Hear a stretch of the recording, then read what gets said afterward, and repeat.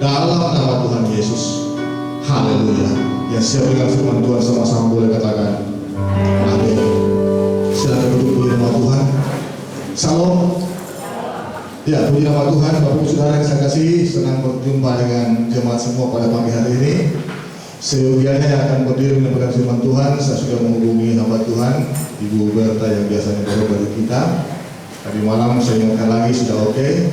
Tadi pagi menelpon saya jam 7 bahwa yang menggantikan beliau yang di gerejanya, di jemaatnya itu tidak bisa datang karena lagi mereka dilarang untuk keluar oleh karena peningkatan pandemi COVID-19, sehingga ya dia harus melayani di tempat dia melayani, dan tentunya juga saya harus berdiri menyampaikan firman Tuhan pada pagi hari ini.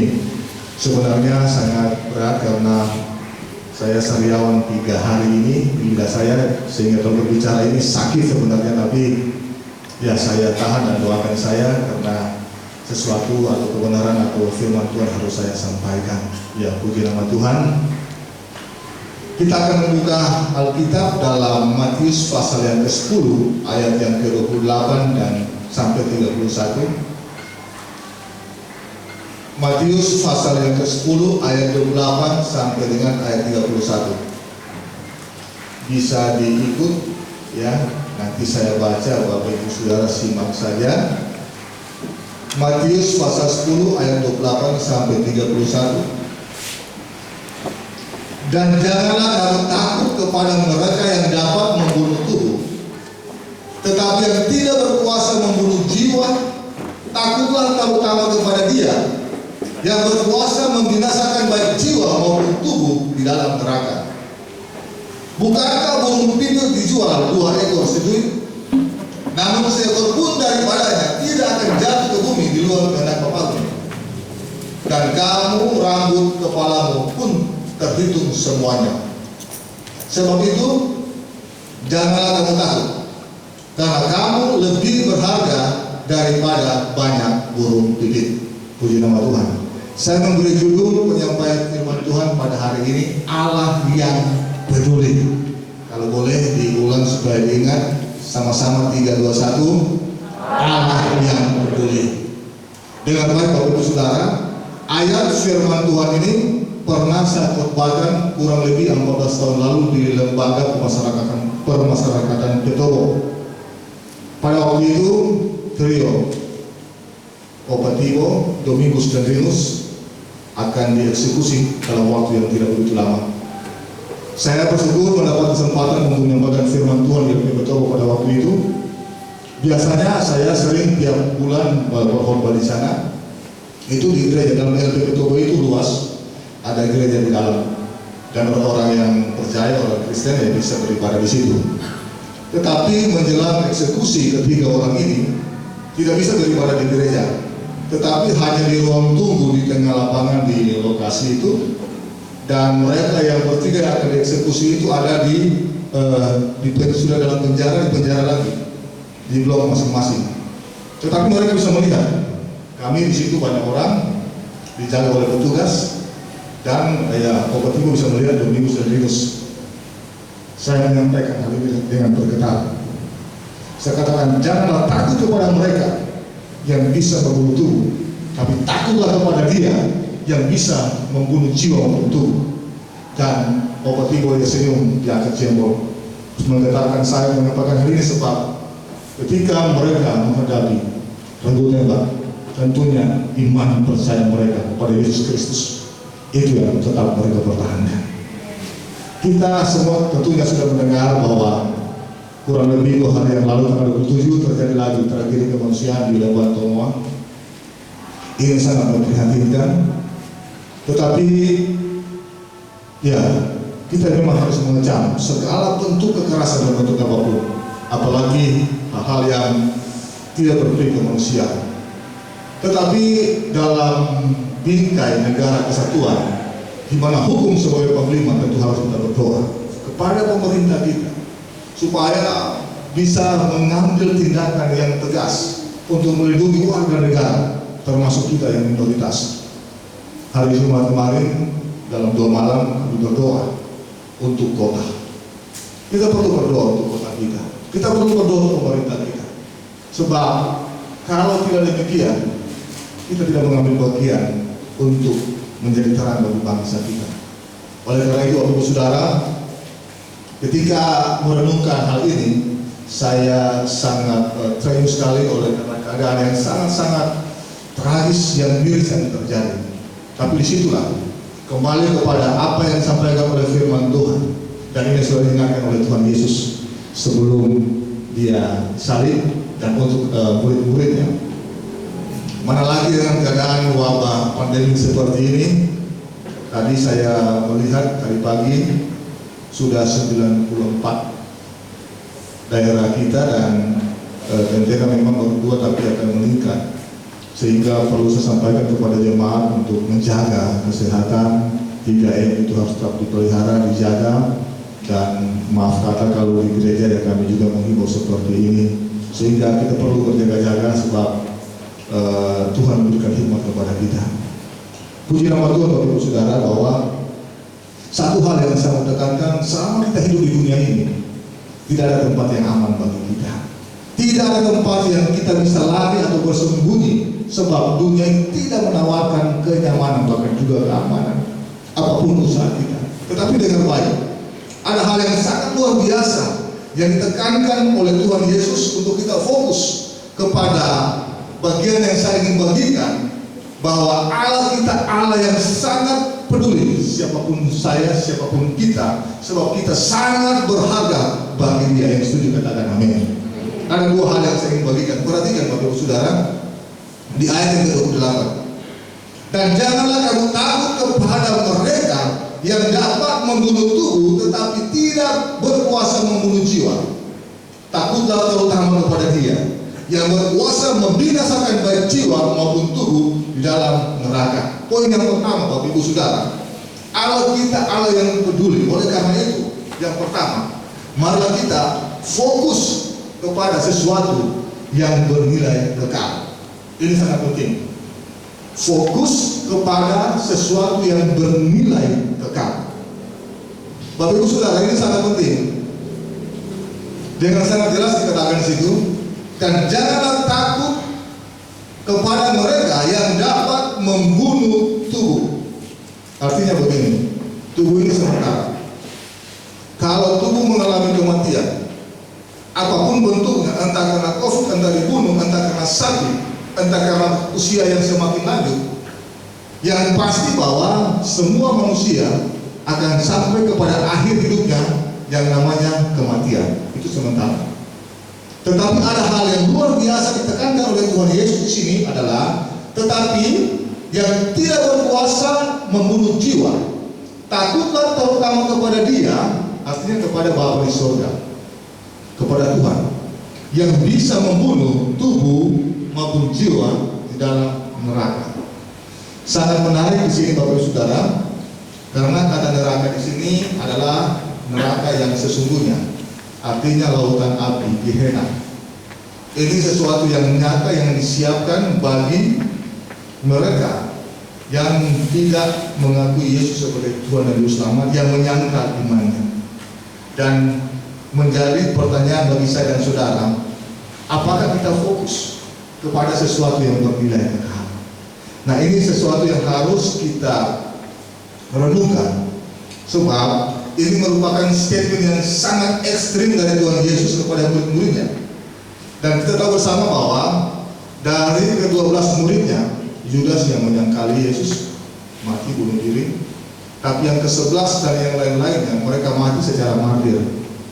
Ada yang dipenggal, ada yang dijatuhkan dari hubungan bait Allah, ada ditarik dengan kuda secara berlawanan sehingga tubuhnya putus, ada yang dirajam dengan batu sampai mati, bahkan ada yang disalib terbalik termasuk Rasul Petrus, dan Rasul Paulus sendiri mati dipenggal di Roma. Hanya Rasul Yohanes yang meninggal secara usia renta. Memang pernah digoreng tetapi tidak mati. Dan sesudah itu dia dibuang di Pulau Patmos, dan disitulah dia mendapatkan wahyu dari Tuhan, menuliskan kitab wahyu. Itu maksud Tuhan. Tetapi poinnya bahwa dalam akhir hidup mereka tidak ada kenyamanan. Tetapi yang perlu kita renungkan saat ini bahwa di akhir hidup mereka senantiasa hidup dalam kebenaran, dalam iman yang tetap teguh kepada Bapa di surga, kepada Tuhan Yesus, kepada iman percaya mereka. Saya ketika tadi pagi di-share anak yang dikorban di Hololo, dia bersaksi, dia melihat sendiri. Waktu dia belum lari, bagaimana papanya disuruh merokok tunduk, kemudian maaf kata dengan saya perlu ceritakan lalu. Saya bergetar dan meneteskan air mata sebab ya seperti itulah jalan hidupnya.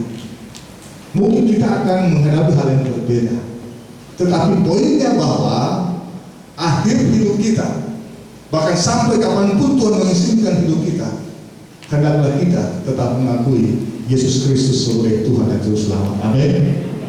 Kalau orang-orang lain izinkan mereka meninggal secara martir, masakan kita yang mungkin tidak mengalami seperti itu, kita tidak setia sampai akhir. Kita tidak setia mempertahankan iman kita, sebab Alkitab berkata, barang siapa menyangkal aku di depan Bapa di surga, aku akan juga, barang siapa menyangkal aku di depan manusia, aku juga akan menyangkalnya di hadapan Bapakku di surga. Itu di ayat yang ke-32. Ini sangat penting Bapak Ibu Saudara, sehingga dalam kehidupan kita ada nanti saatnya ketika nanti Tuhan Yesus akan mengakui kita kalau kita mempertahankan iman sampai akhir hidup kita. Yang menjadi pertanyaan bahwa begitu banyak orang yang sangat fatal menyangkali Kristus oleh karena kehidupan yang mungkin tidak nyaman ketika diperlakukan dengan pilihan dia menyangkal Kristus. Bahkan orang yang sudah ikut Tuhan bertahun-tahun dengan firman Tuhan, tapi pada akhirnya juga dia menyangkal Kristus. Tetapi pada saat ini saya mau tekankan bahwa pertahankan hal ini.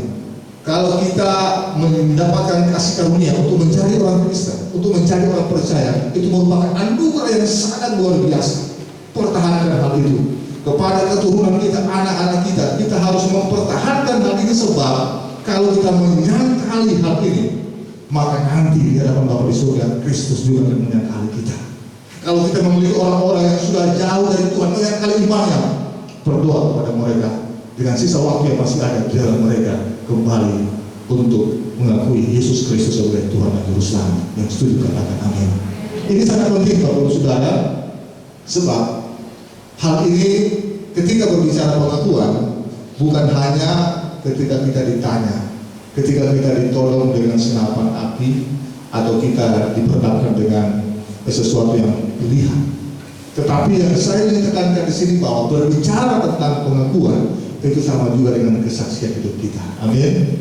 Nah, kalau kita melihat di ayat yang ke-16 di atasnya, Yesus berkata demikian, lihat, aku mengutus kamu seperti domba di tengah-tengah serigala, sebab itu hendaklah kamu cerdik seperti ular dan tulus seperti merpati. Ini sesuatu yang sangat-sangat menjadi modal kita ketika kita berada dalam situasi yang tidak nyaman. Tuhan Yesus mengumpamakan seperti domba di tengah serigala. Ini berbicara tentang bahwa di dalam kehidupan orang percaya, kita adalah domba, tidak ada kenyamanan. Diibaratkan sekeliling kita adalah serigala-serigala yang siap untuk menerkam, bahkan membunuh atau memangsa kita. Dan ini tentunya juga sangat relevan dengan situasi kita di Indonesia ini sebagai minoritas. Tetapi saya tekankan bahwa kalau kita memegang prinsip cerdik seperti ular dan tulus seperti merpati, tentunya kita akan bisa menjadi saksi di tengah-tengah lingkungan kita berada. Cerdik seperti ular itu bukan dalam pengertian hal yang negatif. Ular ini ya diumpamakan sebagai binatang yang cerdik, bukan saya mau bilang analogi daripada iblis, bukan. Ular ini kalau dia misalnya mencari makan, biasanya lidahnya dijulurkan. Misalnya kalau ada ayam atau apa menjadi mangsanya, ayam mengira bahwa lidahnya itu cacing. Kemudian ketika ayam mendekat, langsung dia up. Nah, ini caranya dia mempertahankan hidup untuk survive. Tetapi hal ini harus berjalan selaras, bukan hanya kecerdikan saja, tetapi di sana ada ketulusan. Kalau kecerdikan tanpa ketulusan namanya itu kelicikan. Demikian juga kalau ketulusan tanpa kecerdikan itu namanya kekonyolan. Dan ini harus berjalan, cerdik dan tulus itu berjalan. Tulus itu seperti merpati, itu bahasa aslinya sebenarnya polos, ya, innocence, tanpa salah. Artinya bersikap sangat-sangat polos. Dan ini juga membawa kita, ketika kita berada di lingkungan apapun juga, kita harus polos, kita harus tulus. Ya, saya waktu dengan ibu ke Bandung ada beberapa waktu yang lalu, naik taksi ke hotel, turun dari bis. Dia cerita banyak. Dia nggak tahu saya seorang pendeta, tapi saya juga tidak bilang siapa-siapa saya. Dia bercerita kalau dia kepahitan sama anaknya yang ketika dia pulang dari kerja di Arab tidak diperhatikan, sehingga dikatakan anak yang durhaka. Saya bilang kepada bapak ini, jangan simpan kebencian, maafkan dia, ampuni dia. Saya bilang Tuhan pasti akan mempunyai cara untuk membalas Tuhan kita. Nah, dia terus bercerita banyak macam, sampai kepada pemerintah, ya. Dan sampai akhirnya ketika sampai di hotel, ya saya kasih lebih kepada dia. Saya bilang, ya jangan simpan kemarahan, ya Tuhan memberkatimu. Saya bilang begitu. Dan saya nggak tahu, tadi tahu saya siapa, tapi poinnya bahwa kita menjadi saksi dimanapun kita berada, tanpa orang tidak perlu orang tahu siapa kita. Dan ini sangat penting Bapak Ibu Saudara, sebab ketika dalam kehidupan kita menjadi sebagai domba, seringkali kita kurang cerdik, seringkali kita kurang cerdas di sana, kita kurang menampakkan kebijakan, karena kata cerdik sini wise, bijaksana maksudnya. Seringkali kita tidak bijak, di Yesus pun kita tidak bijak, di mana-mana pergaulan pun kita tidak bijak, sehingga kehidupan kita bukan menjadi berkat tapi menjadi sambungan. Nah, poin yang sangat penting bahwa bahkan di tengah-tengah orang yang membenci kita sekalipun, kita harus menjadi berkat. Tetapi seringkali yang terjadi bahwa di tengah-tengah umat percaya, sesama orang percaya pun juga kita menjadi batu sandungan di sana, tidak menjadi berkat. Dan tentunya poin ini tidak akan membawa kita kepada orang yang sungguh-sungguh berpegang teguh kepada keyakinannya bahwa sekali Kristus tetap Kristus. Nah, Bapak Ibu Saudara, hal ini tentunya perlu saya tekankan berulang-ulang, sebab berbicara mengakui Kristus di depan manusia itu berbicara kesaksian hidup kita. Dimanapun juga, tanpa kita menyatakan siapa kita, orang tahu kita orang percaya. Saya seringkali dimanapun juga ketika berbicara tidak pernah mengenalkan diri saya siapa. Orang kemudian langsung bertanya, Bapak Nasrani ya? Saya bilang iya, saya Nasrani. Karena kenapa? Kita berbicara dengan cara yang berbeda. Ketika orang berbicara tentang kebencian, kita berbicara tentang kasih. Ketika orang berbicara tentang balas dendam, kita berbicara tentang mengampuni. Ketika orang berbicara tentang kekecewaan, kita berbicara untuk berbesar hati. Kita berbicara untuk sabar. Dan disitulah kita menyatakan bahwa kita ini adalah pengikut Kristus. Tetapi yang sangat ironis bahwa begitu banyak orang-orang Kristen, orang-orang percaya tidak memunculkan hal-hal seperti ini. Nanti tanggal 9 kita akan berdoa bersama-sama. Hari Jumat kita berdoa untuk memilih siapa yang akan memimpin daerah kita. Kita gunakan hak pilih kita, jangan ada yang golput. Saya sebagai hamba Tuhan netral, tetapi bukan golput. Sebagai hamba Tuhan, saya berdoa dan saya mengajak kita berdoa juga kepada siapa yang akan menjadi pemimpin. Bagi saya pribadi sebagai hamba Tuhan, karena ketiga kandidat yang ada itu mereka anak-anak Tuhan, berdoa juga kepada mereka.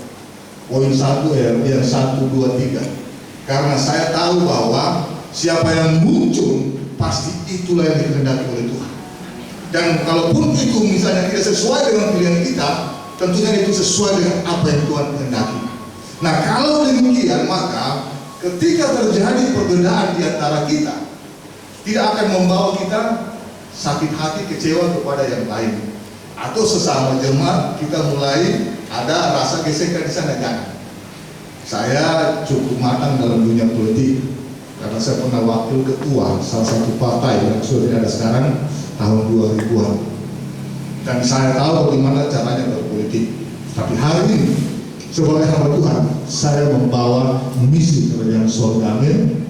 Dan kalau saat ini kita ada di negara ini, kemudian kita ada di wilayah Poso, kita berdoa bagi kota kita berdoa bagi bangsa kita berdoa bagi siapa nanti yang dipilih oleh Tuhan melalui pilihan kita masing-masing yang akan muncul. Kalau nanti yang muncul tidak sesuai dengan apa menjadi pilihan kita, jangan kecewa. Tentunya saya juga punya pilihan, tetapi saya mau tekankan di sini bahwa kedaulatan Tuhan yang pasti akan bekerja. Sehingga kita perlu berdoa bagi mereka. Saya kira permasalahan kita misalnya pro A, B atau C, yaitu wajar-wajar saja, itu manusiawi. Tetapi kita berdoa supaya setiap program yang ditawarkan semua itu pasti baik. Tetapi ketika siapa yang memenangkan konsentrasi ini atau kompetisi ini, maka segala program yang dia sudah sampaikan ke masyarakat itu akan sanggup untuk dikerjakan, itu akan sanggup untuk dilaksanakan untuk kemaslahatan orang banyak. Kita harus bijak, amin. Nah, di dalam bijak itu tentunya ada dua ketulusan kita. Kalau kita mendorong, memotivasi orang-orang, janganlah kita menjatuhkan A, B atau C, itu tidak baik. Janganlah kita karena kita pro A, B dan C, kita mulai mencari kekurangan-kekurangan si A, B atau C. Tapi sebagai anak Tuhan, kita menjadi orang yang tulus. Tulus ini polos, tanpa terpengaruh dengan nilai-nilai dunia, dengan nilai-nilai yang tidak sesuai dengan kerajaan. Amin. Dan saya percaya jemaat TV Surga Gracia memiliki hal itu. Puji nama Tuhan. Sehingga kami sebagai hamba Tuhan tidak berpolitik, tapi berdoa bagi bangsa ini, berdoa bagi daerah kita, sehingga nanti akan ada orang-orang yang Tuhan pakai untuk hormat kemuliaan nama Tuhan. Dan kita sebagai orang-orang percaya, sebagai anak-anak Tuhan, mari kita menjadi saksi dimanapun kita berada, bukan menjadi batu sandungan, bukan berbentuk-bentukkan dalam masyarakat, tapi kita menjadi terang untuk hormat kemuliaan nama Tuhan. Itu poin yang pertama. Poin yang kedua, ayat 29 sampai 30 berkata demikian.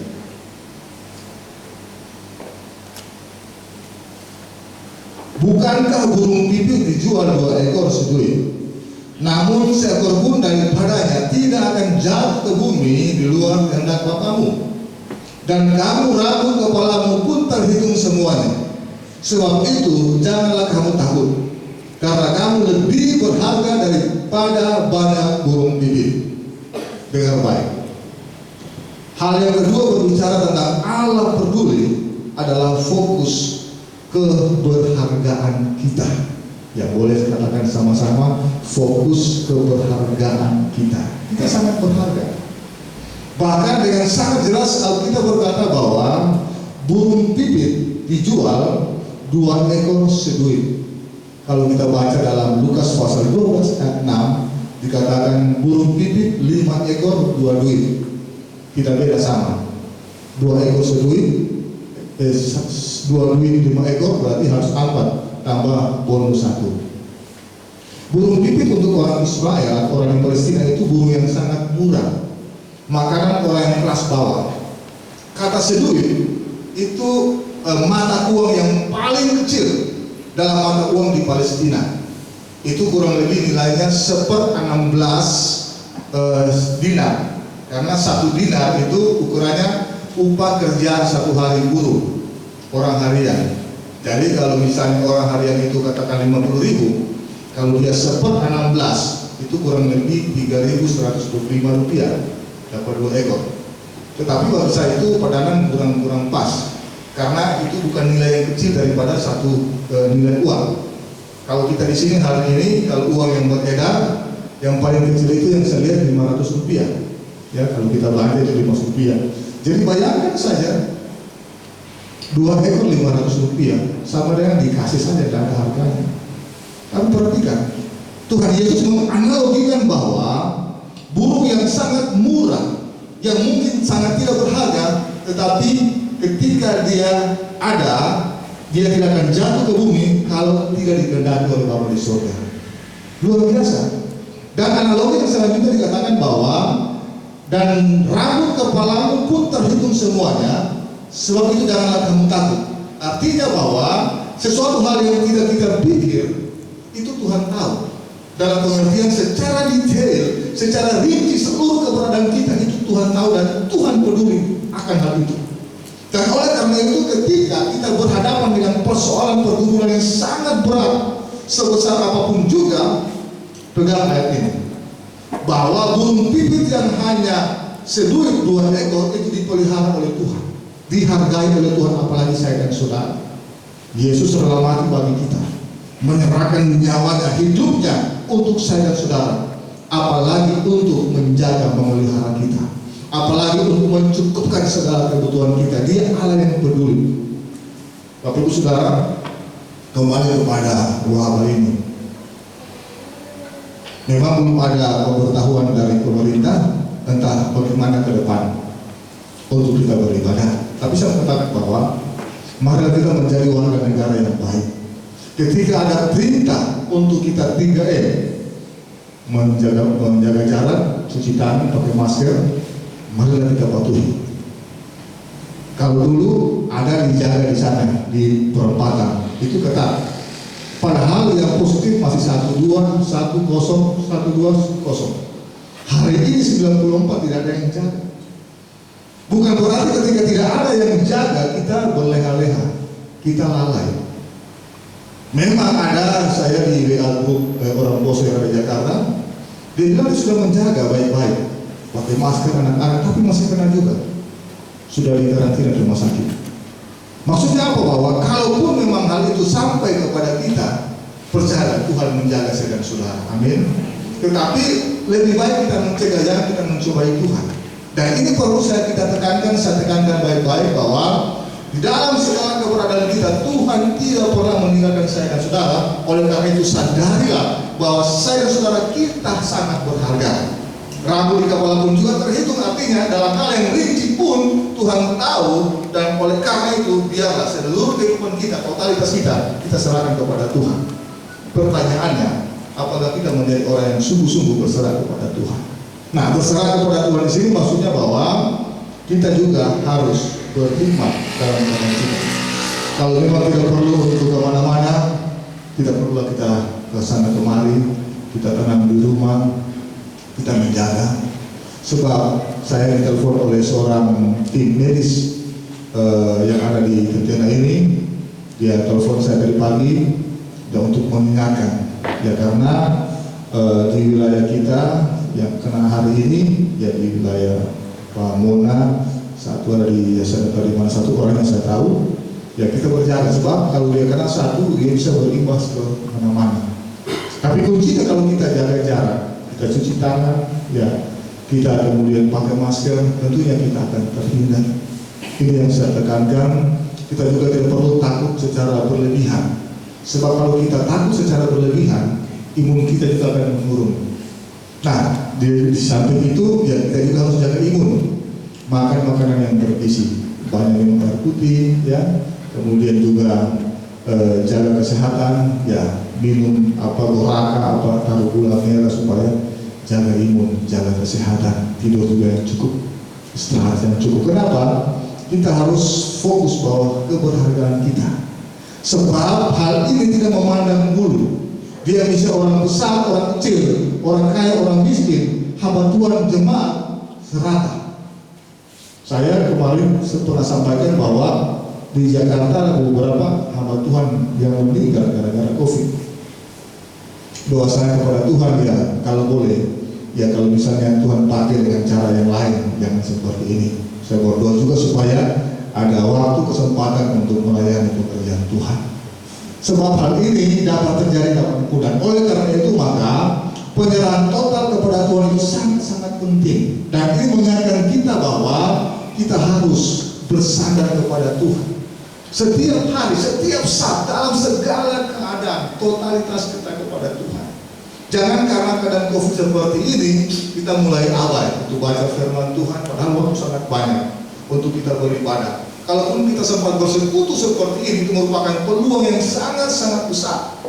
Ketika Yesus mengatakan bahwa hendaklah kamu cerdik seperti ular dan tulus seperti merpati, bukan hanya dua hal ini yang kita perhatikan, tetapi keberadaan kita seperti domba. Domba itu kalau dia ada, dia selalu bergelombol. Dalam pengertian bahwa saya dan saudara sebagai anak-anak Tuhan, kita perlu persekutuan. Supaya kenapa? Kita saling menguatkan dan juga kita berserah kepada Tuhan. Ketika kita kuat, tentunya akan berpengaruh kepada level rohani kita, pengharapan kita kepada Tuhan, walaupun situasi yang sangat sulit pun kita hadapi. Amin. Nah, kalau kita masih bisa beribadah pada hari ini, kita bersyukur kepada Tuhan. Memang kalau besok-besok ada himbauan untuk kita live streaming lagi, ya dengan terpaksa hal itu kita lakukan. Tetapi poinnya bahwa kalau kita punya waktu seperti ini, marilah kita gunakan sebaik-baik mungkin untuk meningkatkan rohanian kita, untuk kita saling berdoa, saling menopang, dan tentunya kita akan tetap kuat dalam iman, pengharapan, dan kasih kita kepada Tuhan. Amin. Ya, puji nama Tuhan. Percayalah bahwa Allah kita Allah yang peduli. Ketika Allah kita Allah yang peduli, marilah saya dan saudara kita fokus bukan yang sementara, tapi kita fokus kepada kehidupan yang kekal, sehingga kita tetap mempertahankan, menjaga kualitas iman percaya kita untuk kita tetap mengakui Kristus sampai kapanpun. Dan yang kedua, fokus kepada keberhargaan kita. Saya dan saudara sangat berharga. Guru bimbing pun juga yang tidak berharga itu diperhatikan oleh Tuhan, apalagi saya dan saudara. Oleh karena itu percayalah bahwa Tuhan memimpin saya dan saudara. Tuhan menyertai kita dalam situasi apapun. Kita akan berdoa untuk kali ini. Haleluya.